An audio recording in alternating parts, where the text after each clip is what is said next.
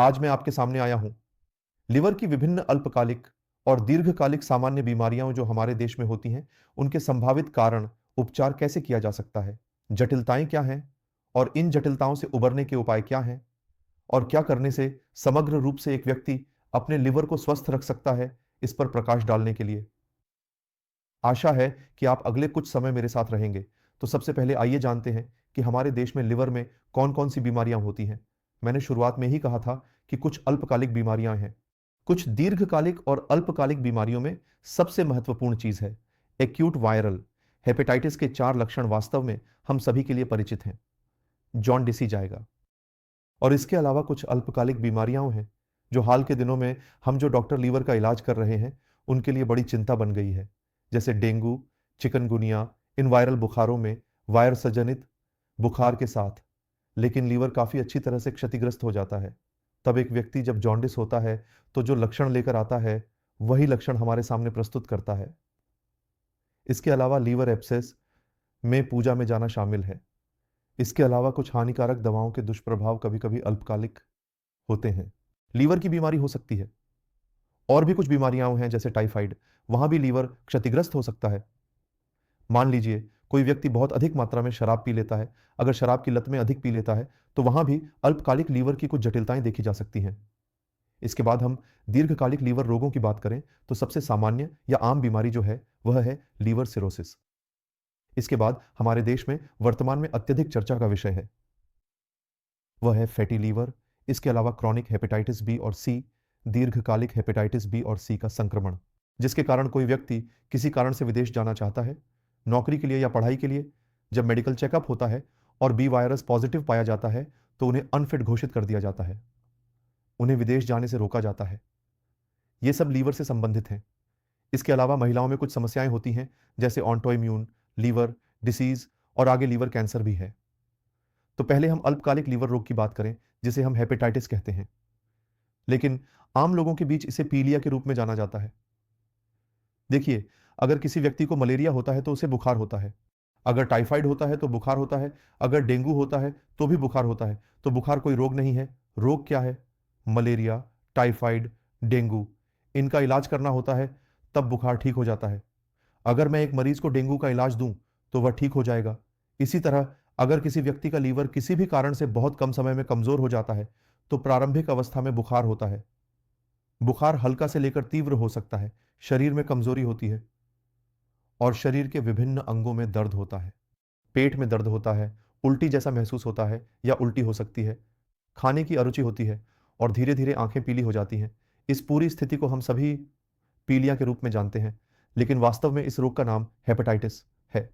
फिर से कह रहा हूं दर्शक और श्रोता, हेपेटाइटिस की बाहरी लक्षण पीलिया है, जैसे कि रोग का नाम मलेरिया है और बाहरी लक्षण बुखार है। रोग का नाम टाइफाइड है और बाहरी लक्षण बुखार है। रोग का नाम डेंगू है और बाहरी लक्षण बुखार है।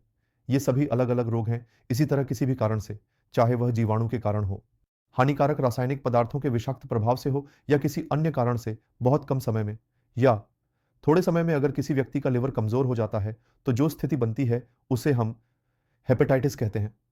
विशेषज्ञ डॉक्टर इसे हेपेटाइटिस कहते हैं, लेकिन आम लोगों के लिए यह पीलिया के रूप में जाना जाता है। पीलिया के लक्षण मैंने पहले ही कुछ हद तक बता दिए हैं। तो अब यह क्यों होता है कि हमारे देश में पीलिया या हेपेटाइटिस अधिक होता है? हमारे देश में कुछ जल जनित वायरस हैं जैसे हेपेटाइटिस ए वायरस। जब ये वायरस आमतौर पर किसी व्यक्ति के शरीर में प्रवेश करते हैं तो शुरुआत में बुखार होता है, शरीर में थकान होती है, हल्की उल्टी हो सकती है और बाद में आंखें पीली हो जाती हैं। ये दो सबसे आम लक्षण हैं। इसके अलावा हेपेटाइटिस बी भी बहुत कम समय में अल्पकालिक लिवर रोग का कारण बन सकता है। हालांकि कभी कभी देखा गया है यदि शरीर में 6 महीने से अधिक समय तक हेपेटाइटिस बी रहता है तो हम इसे दीर्घकालिक लिवर संक्रमण या क्रोनिक हेपेटाइटिस बी कहते हैं। और सी वायरस शुरू से ही क्रोनिक हेपेटाइटिस या दीर्घकालिक लिवर रोग के रूप में प्रकट होता है, लेकिन लक्षण तभी प्रकट होते हैं जब वायरस के लक्षणों के कारण रोगी की स्थिति ऐसी हो जाती है कि उससे बचने का कोई अवसर नहीं होता। इस पर मैं बाद में प्रकाश डालूंगा।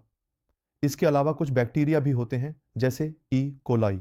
कुछ बैक्टीरिया जैसे ई कोलाई हमारे शरीर में मूत्रपथ संक्रमण या पेट की समस्याओं के प्रमुख कारण होते हैं। यदि किसी कारण से ये रक्त में अत्यधिक मात्रा में बढ़ जाते हैं तो हेपेटाइटिस या पीलिया हो सकता है।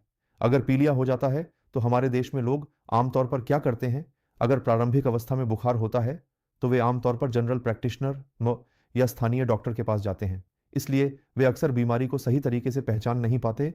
यह उनकी विफलता है, क्योंकि बीमारी के लक्षणों की स्थिति जटिल होती है, इसलिए बुखार रहता है। पहले उन्हें पानी के लिए इलाज किया जाता है। इस स्थिति में कई बार उन्हें बहुत उच्च खुराक में पैरासिटामोल दिया जाता है। कुछ लोग गलती से एस्पिरिन दे देते हैं। कुछ लोग कभी-कभी गलती से एंटीबायोटिक दे देते हैं। यह याद रखना चाहिए कि डेंगू और चिकनगुनिया, जो पिछले कुछ वर्षों से हमारे देश में चर्चा में रहे हैं, वहां भी लोग इस तरह की समस्याओं का सामना कर सकते हैं।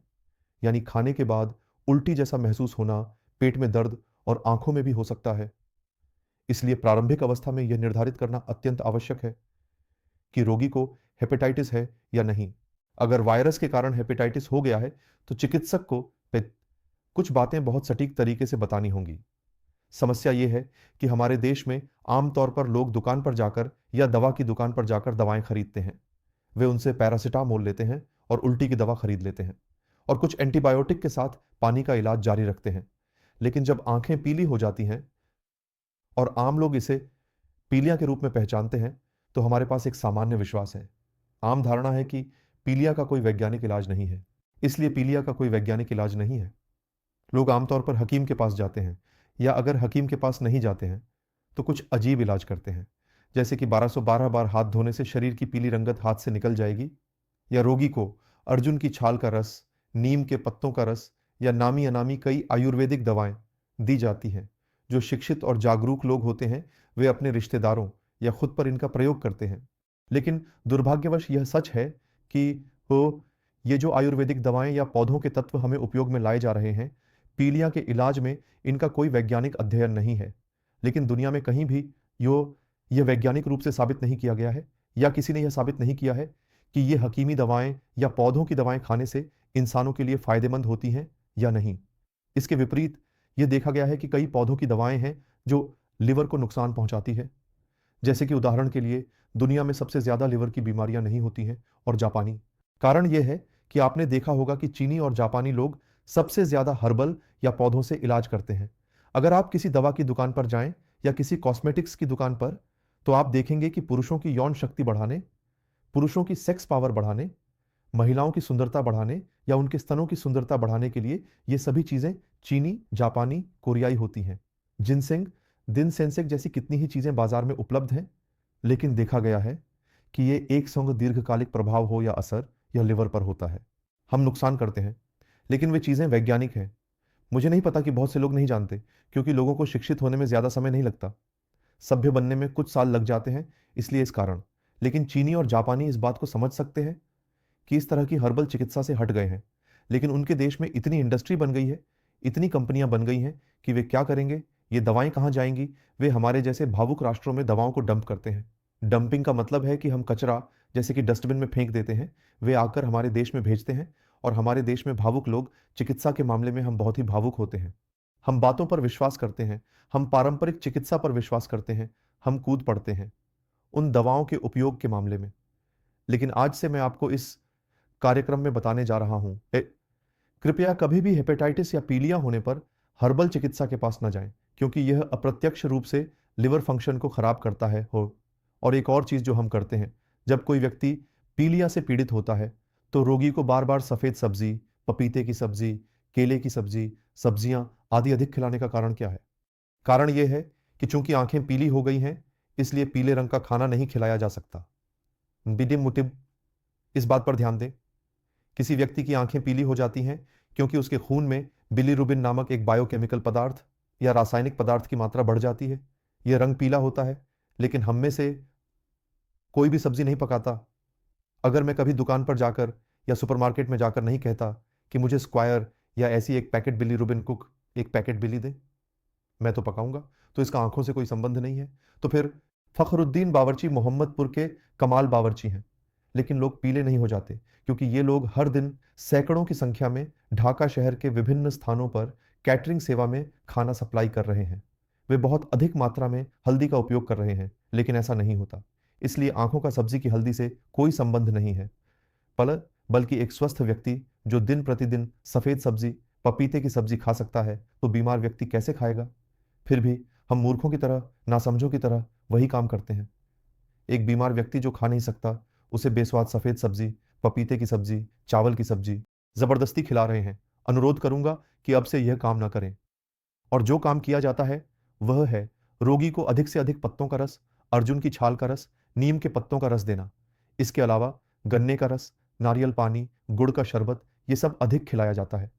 देखिए, गन्ने के रस से, फलों के रस से दुनिया के कई देशों में अल्कोहल या शराब बनाई जाती है। हमारे देश में कुश्तिया में कुछ कंपनियां गन्ने के रस से शराब बनाती हैं और उन्नत देशों में विभिन्न प्रकार के फलों के रस को अल्कोहल या शराब के घटक के रूप में उपयोग किया जाता है। तो जिन लोगों का लिवर कमजोर है, अगर उन्हें अधिक गन्ने का रस, फलों का रस आदि खिलाया जाए तो यह पेट में पचता नहीं है।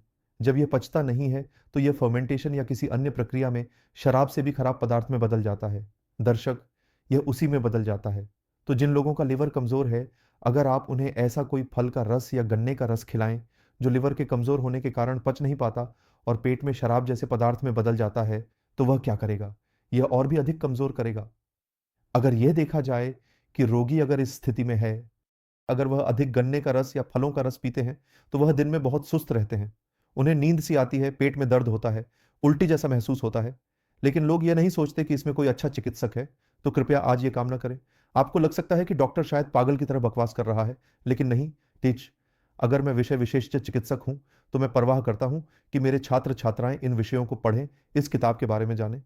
आज मैं थोड़ा जागरूक करने की कोशिश कर रहा हूं। एक और चीज करनी होगी। अगर बुखार है तो रोगी को कभी भी बहुत अधिक मात्रा में पैरासीटामोल नहीं खिलाना चाहिए, क्योंकि अगर पैरासीटामोल अत्यधिक मात्रा में किसी को खिलाया जाए तो वह स्वस्थ व्यक्ति भी अपने लिवर को नुकसान पहुंचा सकता है। अब जो व्यक्ति पहले से ही लिवर की बीमारी से पीड़ित है, उसके बुखार के इलाज के लिए अधिक पैरासीटामोल लेने से लिवर को नुकसान हो सकता है। इसलिए उपाय यह है कि एक विशेषज्ञ चिकित्सक की सलाह लें और अगर उसे पीलिया हो जाए तो विशेष रूप से कुछ काम करें। मैं आज के कार्यक्रम के माध्यम से आपको सलाह दे रहा हूं कि आप रोगी को सभी प्रकार के सामान्य भोजन देने की कोशिश करें। अगर रोगी किसी भी तरह से सामान्य चावल, मछली आदि नहीं खा सकता, अगर वह चिकन नहीं खा सकता, तो उस स्थिति में आप उसे नरम चावल या नरम चावल की खिचड़ी दे सकते हैं। उसे सूप भी खिलाया जा सकता है। अगर ऐसा हो कि किसी भी तरह से कोई भी खाना नहीं रोक पा रहा है और उसे उल्टी की इच्छा या उल्टी की भावना तीव्र है या उल्टी हो रही है, तो उस स्थिति में उसे अस्पताल में भर्ती करना होगा ताकि उसका पोषण बनाए रखा जा सके, नसों के माध्यम से फ्लूइड या सलाइन के जरिए। अगर कोई महिला गर्भावस्था में पीलिया या हेपेटाइटिस से पीड़ित होती है तो उसे अस्पताल में भर्ती करना होगा। अगर किसी व्यक्ति को डायबिटीज है और डायबिटीज नियंत्रण में नहीं है, अगर कोई व्यक्ति हृदय रोग से पीड़ित है, किसी व्यक्ति को लंबे समय से बीमारी या दीर्घकालिक किडनी रोग है, तो कैसे सीएस या क्रोनिक रिनल फेल्योर आदि से पीड़ित होता है, तब उसे निश्चित रूप से अस्पताल में भर्ती करना होगा। फिर से कह रहा हूं कि उसे सामान्य सभी प्रकार के भोजन देने होंगे और आराम में रहना होगा। पानी, हमारे पास यह धारणा है कि बहुत अधिक मात्रा में पानी पीना चाहिए, पानी के माध्यम से पीलिया बाहर निकल जाएगा। वास्तव में एक व्यक्ति के लिए प्रतिदिन कुछ लीटर पानी पर्याप्त होता है। पहले यह गलत धारणा थी कि 8 लीटर या 7 लीटर पानी पीना चाहिए और अब भी कई लोग इस पर विश्वास करते हैं, लेकिन इसका कोई औचित्य नहीं है। बल्कि यदि आप अधिक पानी पीते हैं तो आपका पेट या आमाशय फूल जाएगा, यह भर जाएगा, और जब यह भर जाता है तो आमाशय के पास स्थित लिवर फूलने लगता है या पानी से भर जाता है। जब आपका लिवर दबाव डालेगा तो आप पेट में दर्द महसूस करेंगे, और कई बार, क्योंकि हम लेटने की सलाह देते हैं, आराम करने की सलाह देते हैं, यदि कोई व्यक्ति भोजन करने के बाद अत्यधिक मात्रा में पानी पीकर लेट जाता है तो उसके पेट में भारीपन या फुलावट महसूस होगी और मरीज को सामान्य दवाइयां दी जाएंगी जो एक डॉक्टर द्वारा निर्धारित की जाती हैं। नो, याद रखें, पीलिया या हेपेटाइटिस या एक्यूट पेरिस इबेसिस अल्पकालिक पार्टी ई वायरस के कारण होते हैं। लेकिन यदि एक मरीज 3 सप्ताह तक आराम करता है और सामान्य भोजन करता है तो वह धीरे धीरे सुधार करता है और ठीक हो जाता है। तो यदि आप अपने या किसी मरीज का इलाज इस तरह से करते हैं तो सहकर्मियों के लिए पार्टी से आप छुटकारा पा सकते हैं। इस उत्सव समिति को नोटिस नहीं मिल सकता है। हालांकि कभी कभी देखा गया है कि यदि अल्पकालिक पार्टी डेंगू के कारण होती है तो हम अक्सर मरीज को अस्पताल में भर्ती करते हैं और डॉक्टर या विशेषज्ञ डॉक्टर उन्हें नियमों के अनुसार जो उपचार प्रदान करते हैं वह उपचार प्रदान करते हैं, वहां से पूरी तरह से ठीक हो जाते हैं। और यहां कुछ जटिलताएं हो सकती हैं, जैसे कि सहकर्मियों को कभी कभी यदि कमरे का सही तरीके से इलाज नहीं किया जाता है, हालांकि इलाज किया जाता है, लेकिन इलाज किया जाता है उस स्थिति में। अक्सर फिर से कहना पड़ता है, ठीक है, इस बार फेड करना होगा। इसलिए आपको ग्राफ के बारे में जागरूक रहना होगा। अगर इस तरह के कोई लक्षण कैसे समझे जाएंगे कि देखा गया कि एक मरीज को जॉन्डिस था, मरीज इलाज ले रहा है और अचानक वह बेहोश हो गया या बेहोश होने जैसी स्थिति बन गई, उसकी नींद का पैटर्न बदल गया, वह पूरे दिन जाग रहा है लेकिन दिन के समय नींद जैसा महसूस हो रहा है, या पूरी रात जागे रहते हैं और दिन के समय उनींदापन महसूस करते हैं, उनींदे हो जाते हैं, उदास हो जाते हैं, कम बात कर रहे हैं और किसी के साथ संवाद नहीं कर रहे हैं। ऐसी स्थिति में अगर मरीज अचानक से ठीक हो जाते हैं, बहुत अच्छे हो जाते हैं, असामान्य व्यवहार, उत्तेजित हो रहे हैं, उल्टी सीधी बातें कर रहे हैं, ये सब एक जॉन्डिस या हेपेटाइटिस मरीज के अस्पताल में भर्ती होने के मानदंड हैं। अगर किसी कारणवश एक जॉन्डिस मरीज घर पर थे और इलाज ले रहे थे लेकिन अचानक से उनकी हालत खराब हो गई, तो उन्हें अस्पताल में भर्ती करना होगा। और हमेशा याद रखें, डॉक्टर की सलाह के अनुसार चलें। किसी भी तरह से खुद ऑनलाइन देखकर इस बीमारी का इलाज नहीं करें, किसी हकीम के पास ना जाएं। अब हम ध्यान देंगे दीर्घकालिक लिवर की बीमारी के विषय पर। हमारे देश में जो बीमारियां लंबे समय से हैं, उनमें से एक है क्रोनिक हेपेटाइटिस बी और सी संक्रमण, अर्थात लिवर में दीर्घकालिक हेपेटाइटिस बी और सी वायरस जनित संक्रमण हो और वहां से उत्पन्न होने वाला लिवर सिरोसिस। लिवर सिरोसिस लेकिन और भी कई कारणों से हो सकता है। और एक बीमारी जो हमारे देश में आधुनिक काल में लोगों के बीच, न केवल हमारे देश में बल्कि विश्व भर में लोगों के बीच जागरूकता पैदा कर रही है। इसके बारे में जानना चाहते हैं, यह चिकित्सा पद्धति है, क्योंकि कैसे उपचार प्राप्त किया जा सकता है, इस पर लोग हमारे पास आते हैं। वह है फैटी लिवर। तो पहले आइए लंबे समय के संक्रमण बी और सी वायरस जनित लक्षणों पर। मजेदार बात यह है कि जब बी और सी वायरस शरीर में प्रवेश करते हैं तो प्रारंभिक अवस्था में अधिकांश लोगों में कोई लक्षण नहीं होते हैं। लक्षण तब प्रकट होते हैं जब वास्तव में कुछ खास करने का अवसर नहीं होता है। इसका मतलब है कि बी वायरस और टीआरएस के जो हानिकारक प्रभाव लिवर पर होते हैं, वे लिवर सिरोसिस या क्रॉनिक लिवर डिजीज में बदल जाते हैं। बी या सी वायरस कैसे फैलता है? ये इस तरह फैलता है कि सबसे पहले खून के माध्यम से। मान लीजिए मेरे पास बी वायरस है, मैंने किसी व्यक्ति को उसकी जरूरत के लिए खून दान किया। देखा जाएगा कि मेरे शरीर का वायरस उसके शरीर में चला गया तो वह पॉजिटिव हो जाएगा और उसके शरीर में संक्रमण की संभावना बनी रहेगी। इसके अलावा दांतों के इलाज के माध्यम से बांग्लादेश में अधिकांश दांतों का इलाज विशेष रूप से उन लोगों द्वारा किया जाता है जो दंत चिकित्सक नहीं हैं, पंजीकृत दंत चिकित्सक नहीं हैं, बल्कि डेंटल असिस्टेंट या किसी तरह से कभी किसी मेडिकल कॉलेज, अस्पताल या क्लिनिक में काम करते थे, लेकिन डेंटल क्लिनिक या डेंटल सेवा संस्थान खोलकर बैठे हैं। तो जब वे दांत निकालते हैं तो एक ही उपकरण सभी के लिए उपयोग करते हैं, सभी के दांतों की स्केलिंग करते हैं, एक ही समय में सभी के दांतों का ऑपरेशन करते हैं। देखा गया है कि इनमें से एक या दो व्यक्ति शायद इस वायरस के पॉजिटिव हो सकते हैं इससे, लेकिन बी या सी वायरस किसी और के शरीर में चला जाता है। इसके बाद अगर मां के पास विशेष रूप से बी वायरस है तो वह 19 बच्चों को संक्रमित कर सकती है। अगर कभी किसी कारणवश एक ही उपकरण जैसे चाकू, कैंची या चाकू एक व्यक्ति के शरीर से दूसरे के शरीर में उपयोग किया जाता है, कन्वर्टर, और वह व्यक्ति बी वायरस पॉजिटिव है, उसके शरीर का उपयोग करने के बाद इसे अगर दूसरे के शरीर में उपयोग किया जाता है तो वह बी या सी वायरस से संक्रमित हो जाएगा। टीथिंग, अनैतिक, जोखिमपूर्ण, बहुगामिता या बहुस्तरीय शारीरिक संबंधों के माध्यम से, लेकिन हेपेटाइटिस बी या सी वायरस फैल सकता है। इसके अलावा देखा गया है कि आधुनिक समय में हमारे देश में कुछ चीजें अत्यधिक लोकप्रिय हो गई हैं। वह क्या है? एक शौकीन होबरी नहीं है। कई लोगों के शरीर पर टैटू बनवाने की प्रक्रिया में एक ही संस्थान में सबके शरीर पर टैटू बनाए जाते हैं। ब्यूटी पार्लर में जाकर नाक छिदवाना, कान छिदवाना, हाँ, पेट में नाभि के अंदर रिंग पहनना, ये चीजें आधुनिक युवा युवतियों में बहुत लोकप्रिय हो गई हैं, जो कई रॉकस्टार हैं। हम देखते हैं कि हमारे कई रॉकस्टार हैं, नाम नहीं लेंगे, जब टीवी पे स्टेज पे गाना गाते हैं, जीभ में रिंग पहनना, होंठ में रिंग पहनना, ये कहाँ पहना गया है? किसी ब्यूटी पार्लर में जहां ब्यूटिशियन ने उनकी नाक छिदवाई, कानपुर कहें, नामी छिदवाकर नाभि में पहन लिया। क्या आप जानते हैं कि हेपेटाइटिस बी ऐसी क्या चीज है? उसी प्रक्रिया के कारण वह काम कर रहे हैं। क्या वह उसे सही तरीके से स्टरलाइज, डिसवे या जीवाणु मुक्त कर रहे हैं या नहीं? कभी कभी ऐसा होता है। मेरी जानकारी में यह बी या सी वायरस फैलने का एक प्रमुख कारण है। इसके अलावा ब्लैक प्रोडक्ट जैसे प्लाज्मा, हाँ, कभी कभी प्लाज्मा की आवश्यकता होती है। मैंने ब्लड बैंक से रक्त खरीदा, अगर वह सही तरीके से स्क्रीनिंग नहीं किया गया हो, और अगर किसी के शरीर में प्रवेश कर जाता है जहां वायरस मौजूद है तो वह पॉजिटिव हो जाता है। अगर बी या सी शरीर में प्रवेश कर जाता है तो यह दीर्घकालिक लिवर रोग बन जाता है, जिसे हम कई बार लिवर डिजीज या बहुत खराब होने पर सिरोसिस ऑफ लिवर कहते हैं। वहां क्या होता है? वहां रोगी के शरीर में बुखार होता है, खाने की इच्छा नहीं होती, उल्टी जैसा महसूस होता है, पैरों और पेट में पानी आ जाता है।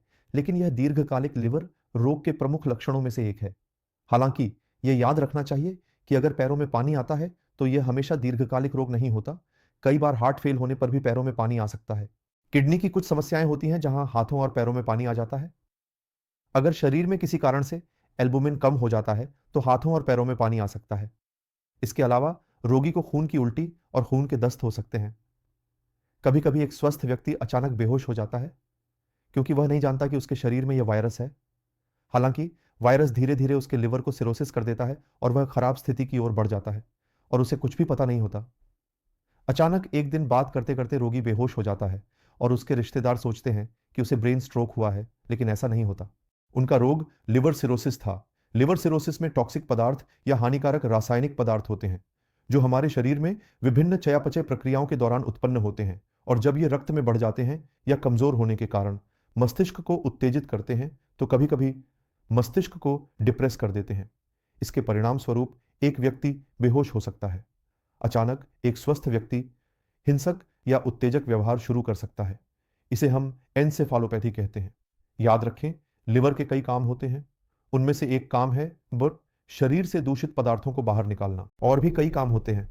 हम जो भी खाना खाते हैं उस खाने के पाचन की प्रक्रिया, सभी चयापचय प्रक्रियाएं लिवर द्वारा की जाती हैं। शरीर में एक महत्वपूर्ण तत्व की आवश्यकता होती है। बाद में रक्त में एक महत्वपूर्ण दिन होता है जिसे लिवर तैयार करता है। इसके अलावा हमारे शरीर में रक्त कणिकाओं के निर्माण में इसकी महत्वपूर्ण भूमिका होती है। यदि किसी व्यक्ति को दीर्घकालिक लिवर रोग या सिरोसिस हो जाता है तो ये प्रक्रियाएं धीरे धीरे समाप्त हो जाती हैं। इसलिए जो करना चाहिए वह है रोकथाम, जो सर्वोत्तम उपाय है। इसलिए मैंने जो कारण बताए वे प्रक्रियाएं बी वायरस या सीआरएस के माध्यम से होती हैं। जो रक्त दिया जाता है वह फैलाया जाता है, और नियंत्रित या अनैतिक प्रक्रिया में शारीरिक संबंध स्थापित करने के मामले में रक्त देने से पहले आपको अवश्य स्कैन करवा लेना चाहिए यह वायरस उस रक्त में है या नहीं। इसके अलावा ऑपरेशन के मामले में जो व्यक्ति ऑपरेशन कर रहा है, दांत निकालने के मामले में जो व्यक्ति दांत निकाल रहा है, वह सतर्क रहेगा। उसके द्वारा उपयोग किए गए उपकरण सही हैं या नहीं, या वे जीवाणु रहित हैं या नहीं, यह सुनिश्चित करना होगा। इसके अलावा सर्वोत्तम तरीका है बिहार के खिलाफ। अब पूरी दुनिया में यह अधिकतम रूप से प्रचलित हो गया है। विश्व स्वास्थ्य संगठन ने हमारे देश में बच्चों के जन्म के तुरंत बाद बी वायरस का टीका मुफ्त में देने की व्यवस्था की है। इसलिए अन्य टीकों के साथ साथ हम बच्चों को देते हैं। इसके साथ ही बी वायरस का टीका अवश्य लेना चाहिए। दुर्भाग्यपूर्ण लेकिन सत्य है कि इस वायरस का कोई टीका नहीं है, क्योंकि यह एक बहुरूपी वायरस है जो एक सांसी वायरस के 618 रूप ले सकता है। इसीलिए इस कारण से अभी तक इस वायरस के लिए कोई वैक्सीन विकसित नहीं की जा सकी है। लेकिन बी या सी वायरस के लिए कई आधुनिक दवाएं दुनिया में आ चुकी हैं, और अच्छी बात यह है कि ये दवाएं हमारे देश में बहुत सस्ती कीमत पर उपलब्ध हैं, और हम जो विशेषज्ञ चिकित्सक हैं वे इन दवाओं को रोगियों के शरीर में उपयोग कर सकते हैं। वायरस से संक्रमित होने पर इनका प्रयोग किया जाता है। हम वास्तव में अच्छे परिणाम प्राप्त कर रहे हैं और कई मामलों में रोगी ठीक हो रहे हैं। लेकिन अगर ऐसा होता है कि रोगी को खून की उल्टी होती है, खून के दस्त होते हैं, या पैरों और पेट में पानी भर जाता है, अर्थात रोगी लिवर सिरोसिस की सबसे खराब स्थिति में पहुंच जाता है, ऐसे मामलों में रोगी के लिए उन्नत उपचार के लिए लिवर प्रत्यारोपण पर विचार किया जा सकता है। लेकिन लिवर प्रत्यारोपण अभी हमारे देश में शुरू नहीं हुआ है। यह प्रक्रिया पड़ोसी देशों में होती है, दुनिया के कई देशों में होती है, और हमारे देश से कई रोगी विदेश जाकर लिवर प्रत्यारोपण करवाकर स्वस्थ होकर लौट आए हैं। लेकिन हमेशा याद रखना चाहिए, हेपेटाइटिस बी और सी के मामलों में सर्वोत्तम उपाय रोकथाम है, और रोकथाम के लिए जीवन शैली में अत्यधिक उन्नत और विवेकपूर्ण प्रक्रिया अपनाना आवश्यक है। अपने जीवन में एक और महत्वपूर्ण बात यह है कि हमारे देश से कई लोग विदेश जाते हैं। जब वे नौकरी के लिए पैसे जमा करके वीजा आदि प्राप्त कर लेते हैं तो उनके आने के बाद उनका मेडिकल चेकअप होता है, और अगर मेडिकल चेकअप के बाद वे बी वायरस या सी वायरस पॉजिटिव पाए जाते हैं तो उन्हें अनफिट घोषित कर दिया जाता है। फिर यह भी देखा गया है कि संस्थान ने उनसे पैसे ले लिए हैं। वे पैसे देने में देरी करते हैं, यह एक महत्वपूर्ण हिस्सा है। तो जिस देश में आप नौकरी के लिए जा रहे हैं, विशेष रूप से मध्य पूर्व के देशों में, वहां भेजा गया है पुनर्निर्माण।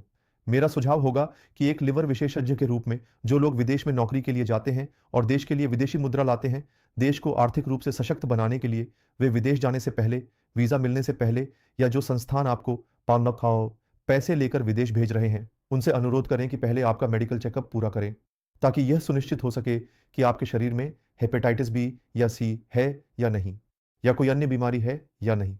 यदि आप अनफिट हैं, तो आप विदेश नहीं जा पाएंगे। इसके बाद ही आप पैसे जमा करें। विदेश जाने के लिए पूरी तरह से तैयार होने के लिए ये है हेपेटाइटिस बी, सी और क्रॉनिक लिवर डिजीज के बारे में जानकारी। सभी को धन्यवाद।